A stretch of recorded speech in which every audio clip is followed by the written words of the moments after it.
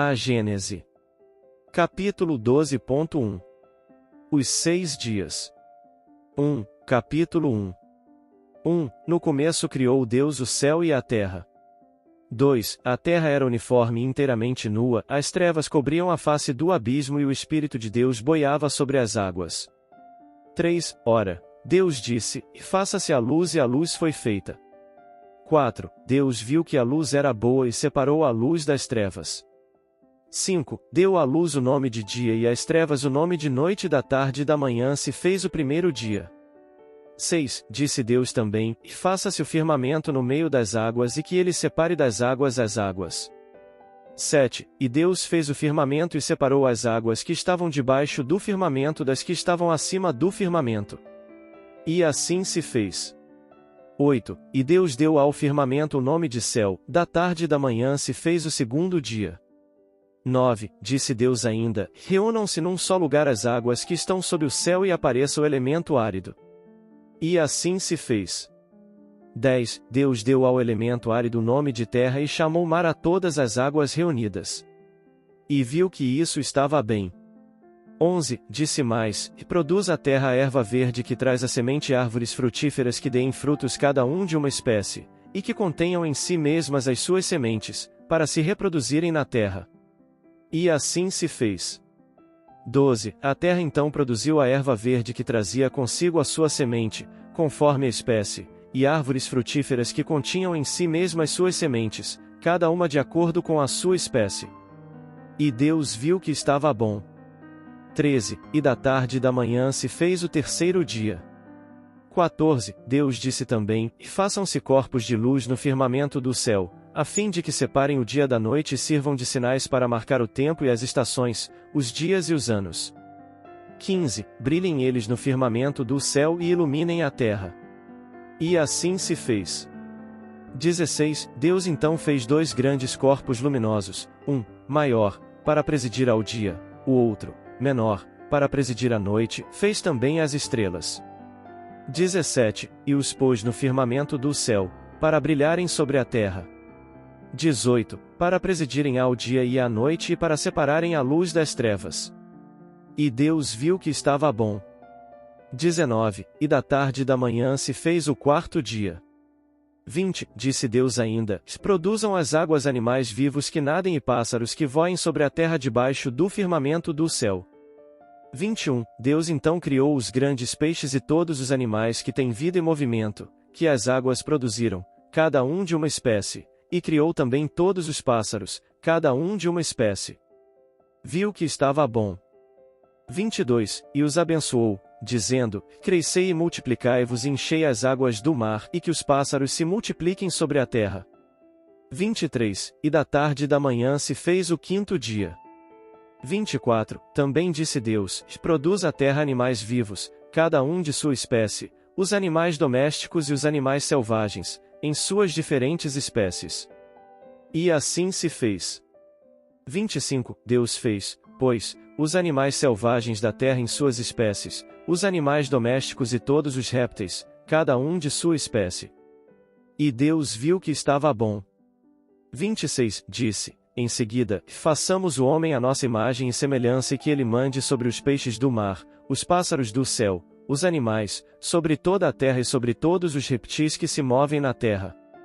27. Deus então criou o homem à sua imagem e o criou à imagem de Deus e o criou macho e fêmea. 28. Deus os abençoou e lhes disse, crescei e multiplicai-vos, enchei a terra e sujeitai-a, dominai sobre os peixes do mar, sobre os pássaros do céu e sobre todos os animais que se movem na terra. 29. Disse Deus ainda, e dei-vos todas as ervas que trazem sua semente à terra e todas as árvores que encerram em si mesmas suas sementes, cada uma de uma espécie, a fim de que vos sirvam de alimento. 30. E dei-as a todos os animais da terra, a todos os pássaros do céu, a tudo que se move na terra e que é vivo e animado, a fim de que tenham com que se alimentar. E assim se fez. 31. Deus viu todas as coisas que havia feito, eram todas muito boas. 32. E da tarde e da manhã se fez o sexto dia. Capítulo 2. 1. O céu e a terra ficaram, pois, acabados assim, com todos os seus ornamentos. 2. Deus terminou no sétimo dia toda a obra que fizera e repousou nesse sétimo dia, após haver acabado todas as suas obras. 3. Abençoou o sétimo dia e o santificou, porque cessara nesse dia de produzir todas as obras que criará. 4. Tal a origem do céu e da terra, e é assim que eles foram criados no dia que o Senhor fez um e outro. 5. E que criou todas as plantas dos campos antes que houvessem saído da terra e todas as ervas das planícies antes que houvessem germinado. Porque o Senhor Deus ainda não tinha feito que chovesse sobre a terra e não havia homem para lavrá-la. 6. Mas da terra se elevava uma fonte que lhe regava toda a superfície. 7. O Senhor Deus formou, pois, o homem do limo da terra e lhe espalhou sobre o rosto um sopro de vida, e o homem se tornou vivente e animado. 2. Depois das explanações contidas nos capítulos precedentes sobre a origem e a constituição do universo, conformemente aos dados fornecidos pela ciência, quanto à parte material, e pelo espiritismo, quanto à parte espiritual, convém ponhamos em confronto com tudo isso o próprio texto da Gênese de Moisés, a fim de que cada um faça a comparação e julgue com conhecimento de causa. Algumas explicações complementares bastarão para tornar compreensíveis as partes que precisam de esclarecimentos especiais. 3. Sobre alguns pontos, há, sem dúvida, notável concordância entre a Gênese mosaica e a doutrina científica, mas fora erro acreditar que basta se substituam os 6 dias de 24 horas da criação por 6 períodos indeterminados, para se tornar completa a analogia. Não menor erro seria o acreditar-se que, afora o sentido alegórico de algumas palavras, a Gênese e a ciência caminham lado a lado, sendo uma, como se vê, simples paráfrase da outra.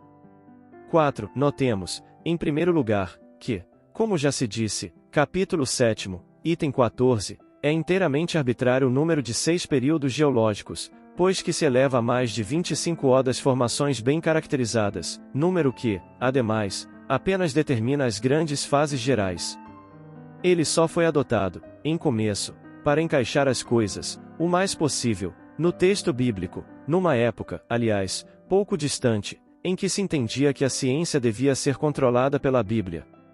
Essa a razão por que os autores da maior parte das teorias cosmogônicas, tendo em vista facilitar-lhe a aceitação, se esforçaram por pôr-se de acordo com o texto sagrado. Logo que se apoiou no método experimental, a ciência sentiu-se mais forte e se emancipou. Hoje, é ela que controla a Bíblia. Do outro lado, a geologia, tomando por ponto de partida unicamente a formação dos terrenos graníticos, não abrange, no cômputo de seus períodos, o estado primitivo da Terra. Tampouco se ocupa com o Sol, com a Lua e com as estrelas, nem com o conjunto do universo, assuntos esses que pertencem à astronomia. Para enquadrar tudo na Gênese, cumpre-se acrescente um primeiro período, que abarque essa ordem de fenômenos e ao qual se poderia chamar período astronômico. Além disso, nem todos os geólogos consideram o diluviano como formando um período distinto, mas como um fato transitório e passageiro, que não mudou sensivelmente o estado climático do globo, nem marcou uma fase nova para as espécies vegetais e animais, pois que, com poucas exceções, as mesmas espécies se encontram, assim antes, como depois do dilúvio. Pode-se, pois, abstrair desse período, sem menosprezo da verdade. 5. O quadro comparativo aqui abaixo, em o qual se acham resumidos os fenômenos que caracterizam cada um dos 6 períodos, permite-se considere o conjunto e se notem as relações e as diferenças que existem entre os referidos períodos e a Gênese bíblica. E período astronômico, aglomeração da matéria cósmica universal, num ponto do espaço, em nebulosa que deu origem, pela condensação da matéria em diversos pontos, às estrelas, ao Sol, à Terra, à Lua e a todos os planetas. Estado primitivo, fluídico e incandescente da Terra. Atmosfera imensa, carregada de toda a água em vapor e de todas as matérias volatilizáveis. 1 grau dia, o céu e a terra. A luz. Segunda, período primário, endurecimento da superfície da Terra, pelo resfriamento, formação das camadas graníticas. Atmosfera espessa e ardente, impenetrável aos raios solares. Precipitação gradual da água e das matérias sólidas volatilizadas no ar, ausência completa de vida orgânica. 2 graus dia, o firmamento. Separação das águas que estão acima do firmamento das que lhe estão debaixo. Terceira, período de transição, as águas cobrem toda a superfície do globo. Primeiros depósitos de sedimentos formados pelas águas. Calor úmido. O Sol começa a atravessar a atmosfera brumosa. Primeiros seres organizados da mais rudimentar constituição. Líquens, musgos, fetos, licopódios, plantas herbáceas. Vegetação colossal. Primeiros animais marinhos, zoófitos, polipeiros, crustáceos. Depósitos de rulha. 3 graus dia, as águas que estão debaixo do firmamento se reúnem, aparece o elemento árido. A terra e os mares. As plantas. Quarta, período secundário, superfície da terra pouco acidentada, águas pouco profundas e paludosas. Temperatura menos ardente, atmosfera mais depurada. Consideráveis depósitos de calcários pelas águas. Vegetação menos colossal, novas espécies, plantas lenhosas, primeiras árvores. Peixes, cetáceos, animais aquáticos e anfíbios. 4 graus dia, o Sol, a Lua e as estrelas. V período terciário, grandes entumecimentos da crosta sólida, formação dos continentes. Retirada das águas para os lugares baixos, formação dos mares. Atmosfera depurada, temperatura atual produzida pelo calor solar. Gigantescos animais terrestres. Vegetais e animais da atualidade. Pássaros. 5 graus dia, os peixes e os pássaros. Dilúvio universal. Sexta, período quaternário ou pós-diluviano, terrenos de aluvião. Vegetais e animais da atualidade. O homem. 6 graus dia, os animais terrestres. O homem. 6. Desce quadro comparativo. O primeiro fato que ressalta é que a obra de cada um dos 6 dias não corresponde de maneira rigorosa, como supõem muitos, a cada um dos 6 períodos geológicos. A concordância mais notável se verifica na sucessão dos seres orgânicos, que é quase a mesma, com pequena diferença, e no aparecimento do homem, por último. É esse um fato importante. Há também coincidência, não quanto à ordem numérica dos períodos, mas quanto ao fato em si, na passagem em que se lê que, ao terceiro dia, as águas que estão debaixo do céu se reuniram num só lugar e apareceu o elemento árido. É a expressão do que ocorreu no período terciário, quando as elevações da crosta sólida puseram a descoberto os continentes e repeliram as águas, que foram formar os mares. Foi somente então que apareceram os animais terrestres, segundo a geologia e segundo Moisés. 7. Dizendo que a criação foi feita em 6 dias, terá Moisés querido falar de dias de 24 horas, ou terá empregado essa palavra no sentido de período, de duração? É mais provável a primeira hipótese, se nos ativermos ao texto acima, primeiramente, porque esse é o sentido próprio da palavra hebraica yom, traduzida por dia. Depois, a referência à tarde e à manhã, como limitações de cada um dos 6 dias, dá lugar a que se suponha haja ele querido falar de dias comuns. Não se pode conceber qualquer dúvida a tal respeito, estando dito, no versículo 5, que ele deu à luz o nome de dia e às trevas o nome de noite, e da tarde e da manhã se fez o primeiro dia. Isto, evidentemente, só se pode aplicar ao dia de 24 horas, constituído de períodos de luz e de trevas. Ainda mais preciso se torna o sentido, quando ele diz, no versículo 17, falando do sol, da lua e das estrelas, colocou-as no firmamento do céu, para luzirem sobre a terra, para presidirem ao dia e à noite e para separarem a luz das trevas. E da tarde e da manhã se fez o quarto dia. Aliás, tudo, na criação, era miraculoso e, desde que se envereda pela senda dos milagres, pode-se perfeitamente crer que a Terra foi feita em 6 vezes 24 horas, sobretudo quando se ignoram as primeiras leis naturais. Todos os povos civilizados partilharam dessa crença, até o momento em que a geologia surgiu a lhe demonstrar a impossibilidade. 8. Um dos pontos que mais criticados tem sido na Gênese é o da criação do Sol depois da luz. Tentaram explicá-lo, com o auxílio mesmo dos dados fornecidos pela geologia, dizendo que, nos primeiros tempos de sua formação, por se achar carregada de vapores densos e opacos, a atmosfera terrestre não permitia se visse o Sol que, assim, efetivamente não existia para a Terra.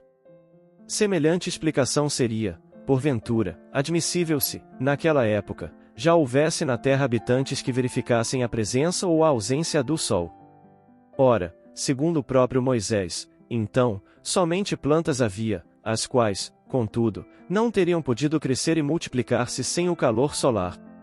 Há, pois, evidentemente, um anacronismo na ordem que Moisés estabeleceu para a criação do sol, mas, involuntariamente ou não, ele não errou, dizendo que a luz precedeu o sol.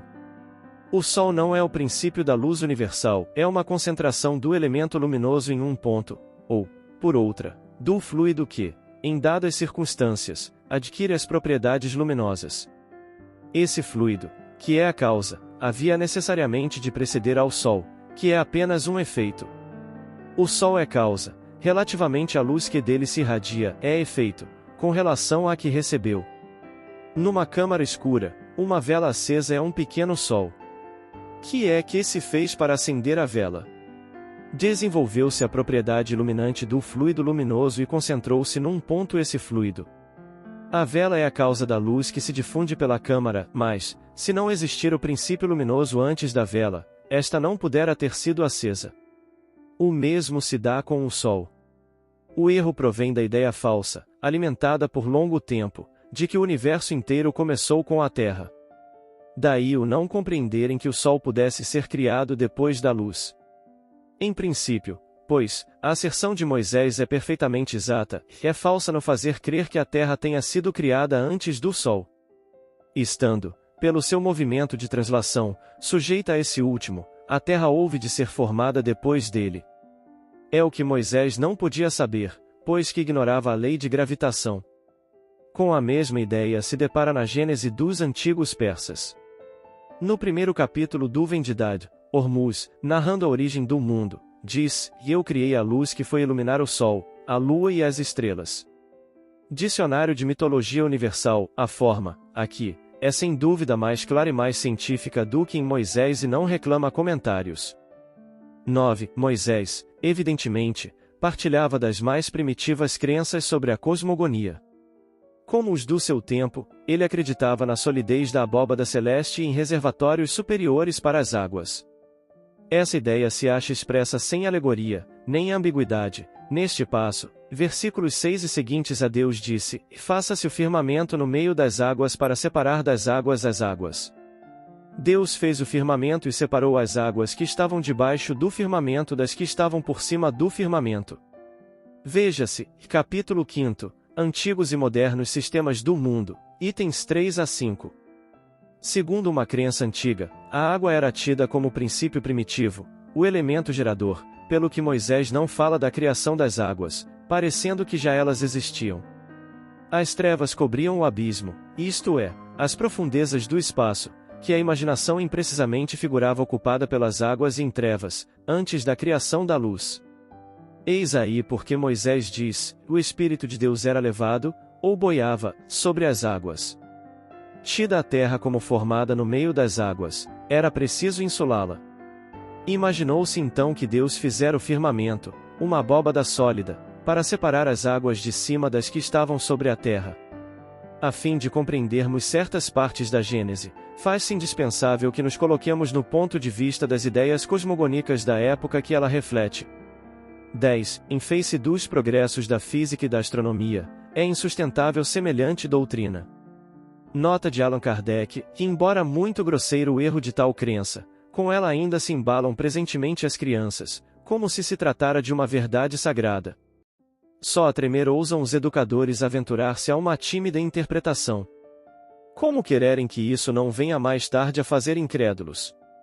Entretanto, Moisés atribui ao próprio Deus aquelas palavras. Ora, visto que elas exprimem um fato notoriamente falso, uma de duas: ou Deus se enganou na narrativa que fez da sua obra, ou essa narrativa não é de origem divina. Não sendo admissível a primeira hipótese, forçoso é concluir que Moisés apenas exprimiu suas próprias ideias. Capítulo 1, item 3. 11. Ele se ouve com mais acerto, dizendo que Deus formou o homem do limo da terra.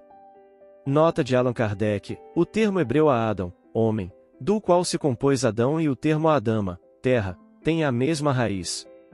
A ciência, com efeito, mostra, capítulo 10, que o corpo do homem se compõe de elementos tomados à matéria inorgânica, ou, por outra, ao limo da terra.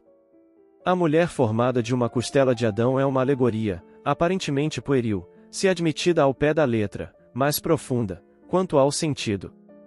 Tem por fim mostrar que a mulher é da mesma natureza que o homem, que é por conseguinte igual a este perante Deus e não uma criatura à parte, feita para ser escravizada e tratada qual ilota.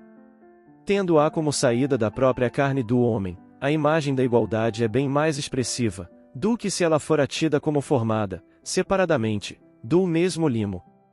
Equivale a dizer ao homem que ela é sua igual e não sua escrava, que ele a deve amar como parte de si mesmo. 12. Para espíritos incultos, sem nenhuma ideia das leis gerais, incapazes de apreender o conjunto e de conceber o infinito, essa criação milagrosa e instantânea apresentava qualquer coisa de fantástico que feria a imaginação. O quadro do universo tirado do nada em alguns dias, por um só ato da vontade criadora, era, para tais espíritos, o sinal mais evidente do poder de Deus. Que configuração, com efeito, mais sublime e mais poética desse poder, do que a que estas palavras traçam, que Deus disse, faça-se a luz e a luz foi feita. Deus, a criar o universo pela ação lenta e gradual das leis da natureza, lhes houvera parecido menor e menos poderoso. Fazia-se-lhes indispensável qualquer coisa de maravilhoso, que saísse dos moldes comuns, do contrário teriam dito que Deus não era mais hábil do que os homens. Uma teoria científica e racional da criação os deixaria frios e indiferentes. Não rejeitemos, pois, a Gênese bíblica, ao contrário, estudemo-la, como se estuda a história da infância dos povos. Trata-se de uma época rica de alegorias, e seu sentido oculto se deve pesquisar, que se devem comentar e explicar com o auxílio das luzes da razão e da ciência. Fazendo, porém, ressaltar as suas belezas poéticas e os seus ensinamentos velados pela forma imaginosa, cumpre-se-lhe apontem expressamente os erros, no próprio interesse da religião. Esta será muito mais respeitada, quando esses erros deixarem de ser impostos à fé, como verdade, e Deus parecerá maior e mais poderoso, quando não lhe envolverem o nome em fatos de pura invenção.